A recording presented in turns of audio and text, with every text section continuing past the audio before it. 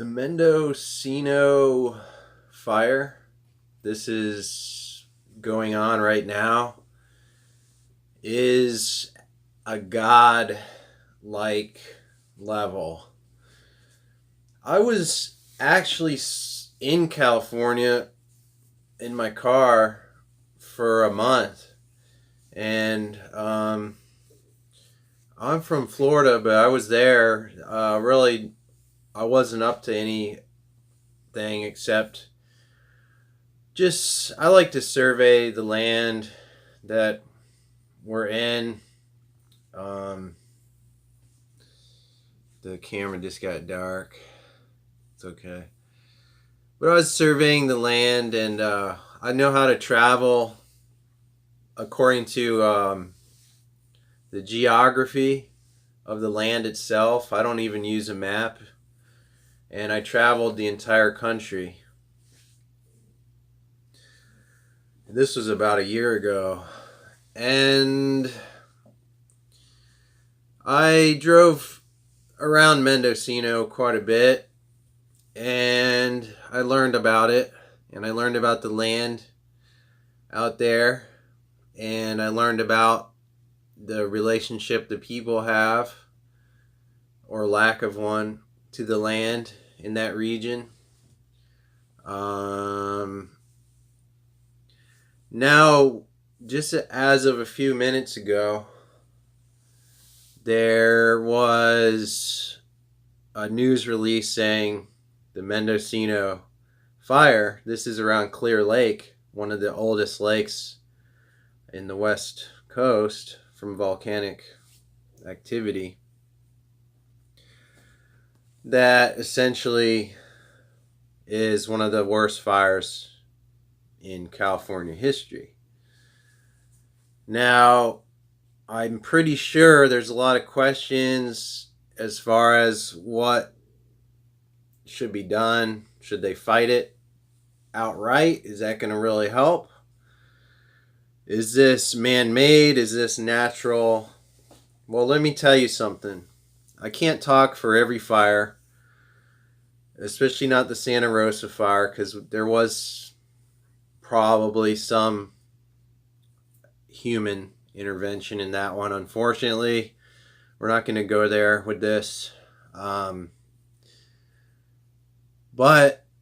the Mendocino one that's active right now, massive in size, I looked at the Horary chart. There's the light. I looked at the Horary. It's really simple to do. This could be caused by lightning, and not, I don't think any people were out there. I drove that area.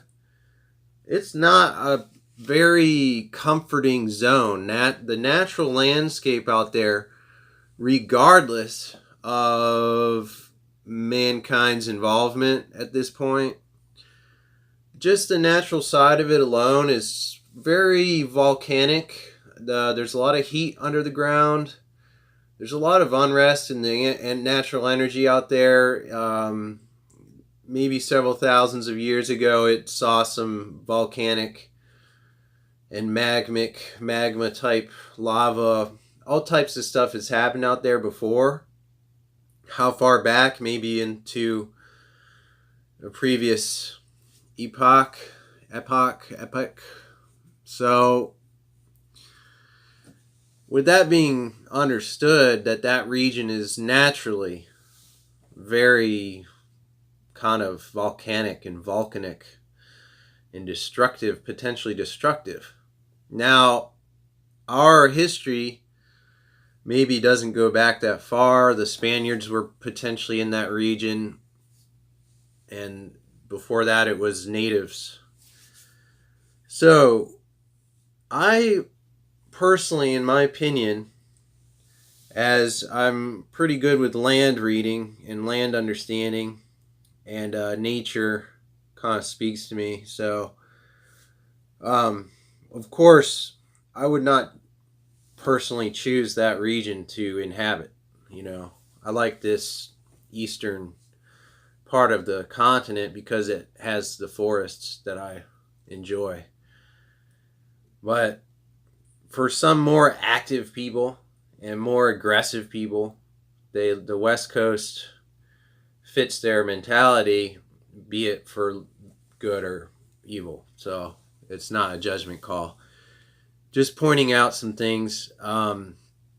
Was the land area out there exposed to natural fire cycles before Western man has developed it? I think it is possible that maybe every 100 years there were massive fires in that region. And the natives may or may not have kept records on these things because their Neolithic society didn't have any need for records. They didn't see time as chronological so much as we, out of necessity, need it to be. So, if there's a natural cause out there that's only being exasperated by mankind's activity, there's underground drilling out there, there's intense agricultural activity that potentially dries the air and dries the soil, there's a lot of combustion from cars, even from nearby cities. Ukiah is not a big area. There's even San Francisco area, the pollution from there, the underground tunnels, the past mining activities. These are all contributing to, in some sense, of the idea that there's an aggressive fire-like activity promoting heat in the elements. So human emotion in the subconscious current, if you experience Northern California, there is a subconscious current that feels aggressive and hateful. And this is these things take place before natural disasters and other man-made disasters. The subconscious animal element in the human mind has a sense for calamity before it takes place. And when I was out there, I sensed a lot of danger. It didn't really have the humane element that I'm used to. Most of America does have a humane element. I'm not totally bad-mouthing them. There's a good side out there. But, if you're not really into pot or stuff like that, maybe you won't make that many friends in Northern California. So that's basically what they do out there. So they're going to be upset anyway. But this fire, it doesn't surprise me. However, I think it has the potential to become pretty much, it could engulf maybe much of that national forest because it's surrounding the Clear Lake that is a volcano. It may not erupt in this century, but there's possibilities are there. So there's a volcanic possibility, and fighting this thing head on with water may cause the fire element to desire to create worse fires in a parallel area, such as maybe 10 or 30 miles away in the similar landscape. Now you have to look at it from a land perspective. That state of California all the way up to Mount Lassen has a majority of dryness, and around Redding too. I was there. It has a majority of dryness, underground and previous volcanic formation and underground activity. The land is very high up. Is mountainous in comparison to a lot of America as far as its underground composition and the drainage issues that they've encountered with agriculture. I don't know, there's probably oil drilling, mining, the gold rush, that was a land rape, outright land rape. They've never really had to use the land in the historical reference that, the eastern, southeast, it was farming. There was a lot of stuff struggle with the land, and to survive on the land required a certain type of practical knowledge about nature and common sense about nature, which is much more difficult in Northern California, because maybe it wasn't a necessity. If someone struck gold out there, then they wouldn't have to think about those kind of things anyway. And that was the reason for the population growth originally. And so it goes through the whole state. So it's like maybe 100 miles north of the bay up to Oregon, South Oregon. It has fires, and maybe all the way out to Idaho, etc. Except what happens is out there it's more diffuse. The volcanic energy, the volcanism, it's in the people have a Vulcan kind of spirit. So they're not really approaching it in a common sense way, like this is right, this is wrong. So the morals and the things out there, I'm not really blaming anyone. I'm just saying the moralistic relativism is actually not just societal or political. It has an energy that relates to that land, and that land is like, it's God. The land is God, kind of. I mean, really it is. So on a godlike level, it not only wants to deal with its normal natural fire cycle. In the Mendocino instance, I believe, was started by lightning, and there is less political motivation. There's not as many, developed. It's not like a city region. It kind of does have a lot of people out there. They'd be smart to leave the entire area. However, that's not going to happen. People are stubborn, and they don't want to believe that they're mortal. So the casualties exist in these regions. Should the firefighters begin to assault the fire, or should they try to assist the fire and try to understand its natural cycle? And the fire itself has a life cycle. It's destructive, but in the long run, these things had to happen in the past to assist the land's progress during the seasonal shifts. There were droughts before Western man was there. There was changes in the weather.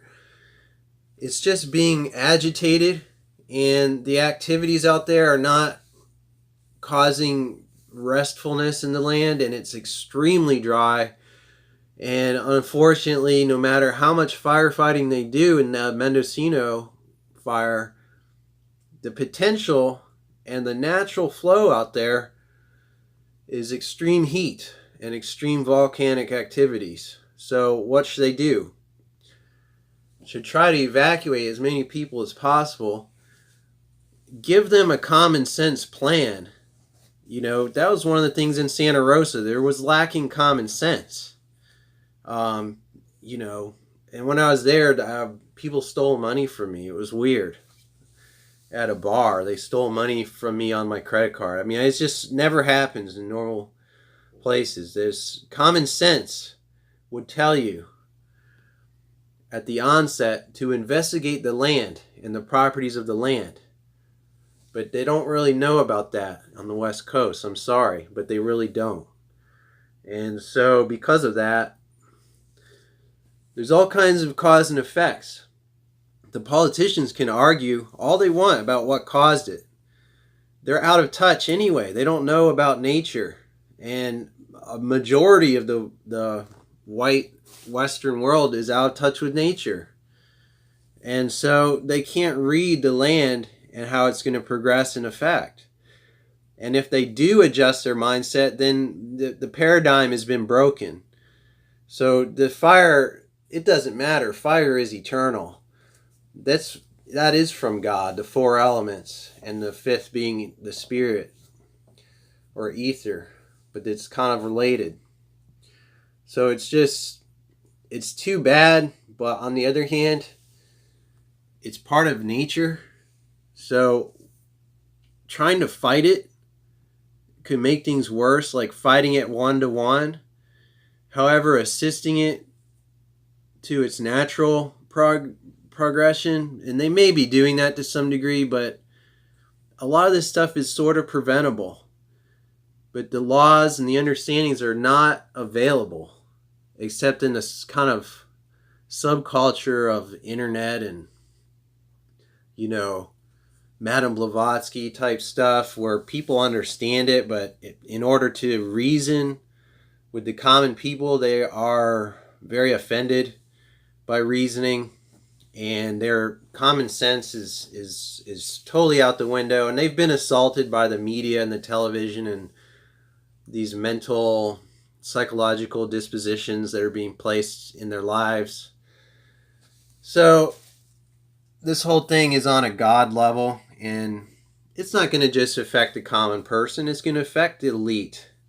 It's going to affect them. And they have been kind of dumbing down the population. So, but the population accepted it. So you can't have one without the other. You can't have heat and dryness and volcanic qualities in the earth without having fires. So they knew it was going to happen. They're not properly prepared. The social problems out there are so insane that this is not going to solve anything. And I feel for them, but at the same time, a lot of people out there was complete pricks to me on the road. They spotted my license plate and basically cut me off. And I would never do that to anybody unless they deserved it. Sometimes on the road people really want to be cut off and stuff like that. But I would never single someone out of prejudices and stuff. And I had a kind of a nasty time out there, so it's common sense. It doesn't have anything to do with if you're from Florida or Michigan or Washington or Canada or anywhere in the world. It's just common sense. Courtesy is common sense. And when you abuse the land and ignore it for 100 years, ignore the land, and it bites you because you're in one of the most volcanic regions in America based on the stratus underneath, and it bites you, but you could have been prepared. We're too busy with the external fashion and all the stuff going on out there and the extreme pot growing stuff, which is kind of a sin in a sense because of these criminal undergrounds involved. So they're going to get bit, man. And we all got it coming to us in a way, but it's not going to be destroyed in that level. This is just the beginning of a destruction that's not man-made. You could call it God. It's nature. Cause and effect are called laws, and there are higher laws than man's laws. And nature and the cosmic universe is run on laws. It's a machine. Thanks for watching.